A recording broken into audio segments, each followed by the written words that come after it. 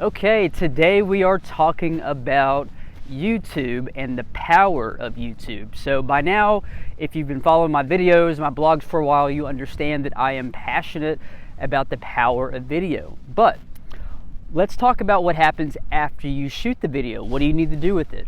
The first thing that I would recommend that you do is that you post it to your YouTube channel.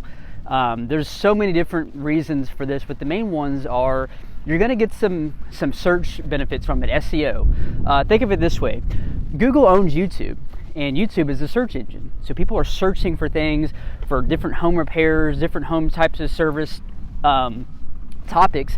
And if you can get in front of those searches, chances are you're going to get the business. So you want to be uploading your videos to YouTube.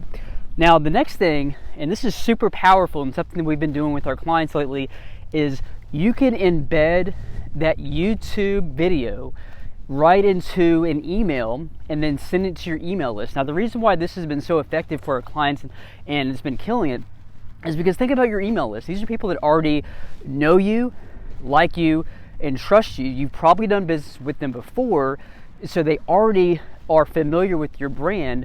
And so this is a great way to get what I call the 3 R's: more referrals, more repeat customers, and more revenue, because you're not dealing with someone who's looking for the lowest bid or even getting multiple bids. They've already used you before.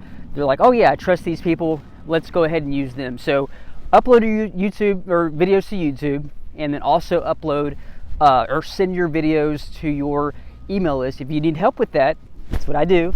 And just give us a call. We'll get you a quote. We'll go from there.